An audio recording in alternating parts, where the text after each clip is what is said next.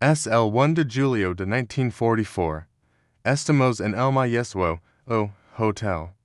Mount Washington and Bretton Woods, New Hampshire. 730 delegados de 44 naciones aliadas están reunidos en una sola línea de humo. Su misión es redesarrollar el sistema financiero global. En el centro de la sala está un hombre alto, de 198 metros, visiblemente enfermo y agotado. Es hombre es John Maynard Keynes. Y está a punto de perder una batalla que definirá tu cuenta bancaria 80 ecos después. Keynes propuso una moneda mundial neutral para evitar que un solo país dominara la economía. Estados Unidos dijo que no. Estados Unidos impuso el dólar. Pero irónicamente, aunque Keynes perdió esa batalla técnica, ganó la guerra ideológica. Porque cada gobierno en la tierra apoyó su filosofía central, la idea de que puedes gastar dinero que no tienes para arreglar problemas que no entiendes. Hoy, la deuda global ha superado los 307 billones de dólares. Eso es un aumento de 100 billones solo en la última década. Para entender cómo nos volvemos adictos a esta droga financiera, tenemos que volver al principio. Al momento exacto en que un hombre convenció al mundo de que el ahorro era el enemigo. Viajemos a 1919. La Primera Guerra Mundial acaba de terminar. Los vencedores están redactando el Tratado de Versalles en Paris. Quieren que Alemania pague. Exigen reparaciones por valor de 130.0 millones de marcos de oro. Keynes está allí como representante del Tesoro británico. Él hace los cálculos rápidamente en una servilleta. Se da cuenta de que Alemania solo puede pagar 2.0 millones al año como máximo. Exigir más colapsaría la economía alemana y arrastraría a Europa con ella. Keynes advierte a los líderes: si hacemos esto, habrá otra guerra en 20 ecos. Nadie lo escucha. Frustrado, renuncia a su puesto y se va a casa. Escribe un libro titulado Las consecuencias económicas de la paz. El libro vende 100.0 copias en 6 meses. Se convierte en una celebridad internacional instantánea. Y tenía razón. La economía alemana colapsa en 1923. La inflación en Alemania alcanza el 29.50% mensual. La gente quema billetes para calentarse porque la madera es más cara que el dinero. Esta predicción acertada le dio a Keynes algo más valioso que el dinero. Le dio credibilidad absoluta. Cuando el mundo se rompió de nuevo una década después, todos miraron al hombre que lo vio venir. Saltamos al 24 de octubre de 1929. El mercado de valores de Nueva York se desploma en 11% en la apertura. Para 1932, el PIB de Estados Unidos se de 104.0 millones a 56.0 millones. El desempleo se dispara del 30% al 249%. La economía clásica tenía una regla simple para esto: no hagas nada. La teoría decía que los mercados se corrigen solos. Si los salarios bajan lo suficiente, las empresas volverán a contratar. Pero para 1933, nadie estaba contratando. Las fábricas estaban vacías. Los hombres hacían filas de 4 horas por un pedazo de pan. El modelo clásico estaba roto. Keynes miró esta destrucción y ofreció una metáfora mecánica. Dijo que la economía tenía problemas de magneto. El motor estaba bien, pero el alternador fallaba. Solo necesitaba un empujón externo para arrancar. Y aquí es donde todo cambió. Keynes argumentó que el gobierno era el único con el poder para dar ese empujón. En 1936, publica su obra maestra, La teoría general. Es un libro denso, difícil de leer y revolucionario. propone una idea radical, la demanda impulsa la oferta, no al revés, si nadie gasta, la economía muere, su solución fue la demanda agregada. Si el sector privado no gasta, el gobierno debe gastar. Keynes escribió algo que hoy suena a locura. Dijo que el gobierno podría pagar a la gente para acabar hoyos y volver a llenarlos. No importaba si el trabajo era inútil. Lo que importaba era poner dinero en los bolsillos de los trabajadores. Esos trabajadores comprarían comida. El tendero compraría ropa. El sastre compraría madera. Esto lo llamo el efecto multiplicador. Calculo que por cada dólar que gasta el gobierno, la economía crece $50. Los políticos amarán esta idea. Por primera vez, un economista les daba permiso científico para gastar dinero sin subir impuestos. Era la excusa perfecta, pero había una trampa. Keynes dijo que el gobierno debía ahorrar en los buenos tiempos para gastar en los malos. Los políticos escucharon la parte de gastar. Ignoran convenientemente la parte de ahorrar, y eso nos lleva al experimento más grande de la historia. La Segunda Guerra Mundial comienza en 1939. Es el proyecto de estímulo keynesiano definitivo. El gasto federal de U. Salta del 9% del PIB en 1940 al 44% en 1944. El desempleo si del 14% al 12% en 2 años. Las fábricas operan 24 horas al día produciendo tanques y aviones. La teoría parece validada. El gasto masivo del gobierno había curado la depresión, pero mira los números de la deuda. La deuda nacional de U.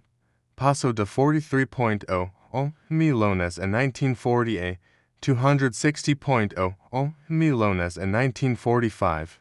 Eso es un aumento del 504% en 5 años. Keynes argumentaba que esto no importaba. Decía que nos debemos el dinero a nosotros mismos. Pero aquí es donde la historia da un giro oscuro. Keynes estaba muriendo. Su corazón estaba fallando, pero tenía una última misión en Bretton Woods. Volvemos al Hotel Mount Washington, julio de 1944.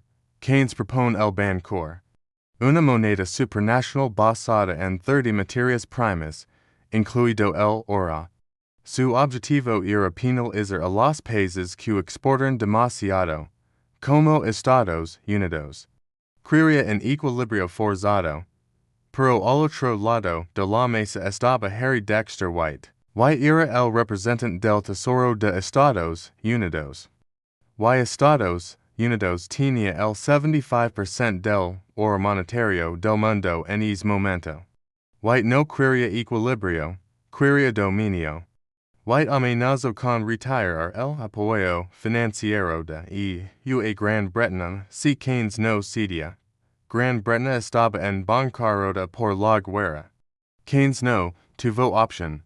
El dólar se convirtió en la moneda de reserva mundial. El dólar estaba respaldado por oro a $35 la onza.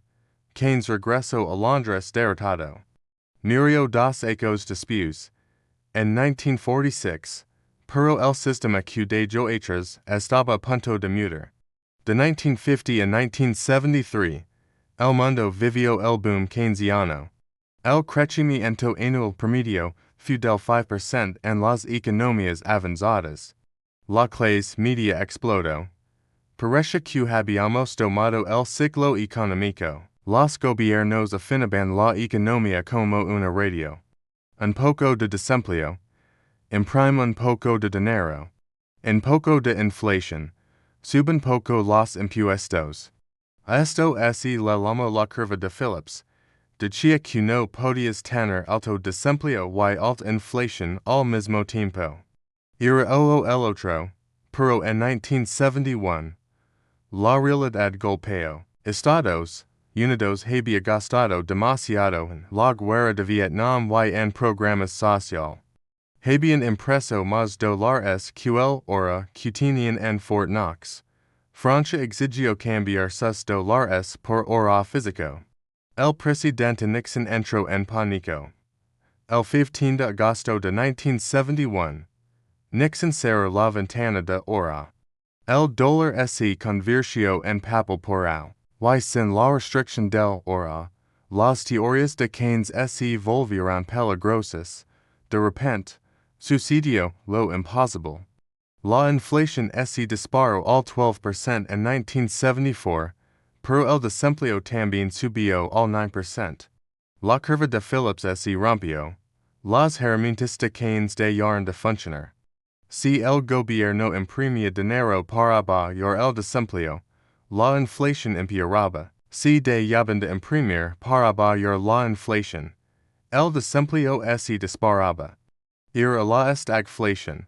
El mundo académico declaró muerto al keynesianismo. Milton Friedman y los monetaristas tomaron el control en los ecos 80. Dijeron que el gobierno era el problema, no la solución.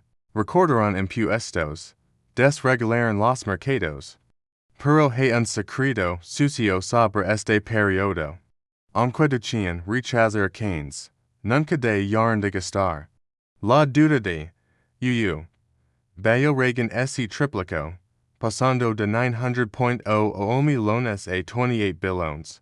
Los políticos habían aprendido que el gasto compra votos, y la austeridad pierde elecciones. Avanzamos rápido hasta septiembre de 2008. Lehman Brothers colapsa. El sistema financiero global se congela. En cuestión de semanas, todos los principios de libre mercado se tiran por la ventana. El presidente Bush, un republicano conservador, firma el programa TARP de 700.0 millones. Nadie preguntó tenemos el dinero. Simplemente pulsaron un botón en una computadora. China lanzó un estímulo de 586.0 millones de dólares. Europa inyectó billones. Resucitaron a Keynes, pero en una versión monstruosa. Keynes seguiría déficits temporales. Lo que crearon fue un déficit permanente. Los bancos centrales bajaron las tasas de interés al 0%. Mantuvieron esas tasas artificialmente bajas durante una década. Esto creó burbujas en todo. Bienes raíces, acciones, criptomonedas, arte. Todo subió de precio porque el dinero era gratis. Section 9. La phase final 2020 y entonces llegó 2020. La pandemia cerró la economía mundial. En respuesta, los gobiernos hicieron que el 2008 pareciera en juego de niños. Estados Unidos imprimió el 40% de todos los dólares existentes en la historia en solo 24 meses. Los cheques de estímulo llegaron a los buzones. Las empresas recibieron préstamos perdonables. La deuda global saltó 24 billones de dólares en un solo año. Estamos viviendo en el mundo de Keynes con esteroides. Pero recuerda su advertencia original. El estímulo debe ser temporal. Ahora, el pago de intereses de la deuda de edad ha superado $1 billion al año. Eso es más de lo que gastan en todo su ejercicio. Estamos pidiendo prestado para pagar los intereses de lo que ya pedimos prestado. Es un esquema Ponzi legalizado. Keynes tiene una frase famosa que sus críticos siempre citan. A largo plazo, todos estaremos muertos. Lo digo para justificar la acción inmediata sobre la prudencia futura. Pero hay un problema con esa lógica. El murió en 1946. Nosotros somos los que vivimos en su largo plazo. Nosotros somos los que tenemos que lidiar con la factura. Japón tiene una deuda del 260% de su PIB. Estados Unidos supera el 120%. Italia roza el 140%. Históricamente, cuando la deuda supera el 130% del PIB, El default o la hyperinflación son casi inevitables. No hay excepciones en los últimos 200 ecos de historia financiera. La solución de imprimir dinero ha dejado de ser una herramienta de emergencia. Se ha convertido en el sistema mismo. Los gobiernos no pueden parar. Si dejan de gastar, la economía colapsa inmediatamente. Si siguen gastando, destruyen la moneda lentamente. Keynes era ingenio. Diagnostica correctamente que la psicología humana impulsa los mercados. Pero subestimo la codicia de los políticos. Les dio un arma cargada pensando que la US harían para causar comida. En su lugar, la usaron para robar el banco. Ahora estamos en la encrucijada final. Tenemos dos opciones dolorosas por delante. Opción A. Un default masivo donde la deuda se borra, destruyendo los ahorros de millones. Option B. Una inflación sostenida del 5% al 10% durante una década para inflar la deuda, robando tu poder adquisitivo lentamente. No hay una tercera puerta mágica. Entonces, quiero preguntar algo muy serio. Si te fueras el presidente del Banco Central hoy, ¿qué botón presionarías? ¿El botón del colapso inmediato o el botón de la inflación lenta? Déjame tu elección en los comentarios. Option O, Option B. Y suscribir ahora mismo al canal. Por cuando esta burbuja finalmente estal. Vamos a necesitar estar aquí para analizar los escombros juntos. Nos vemos en el futuro.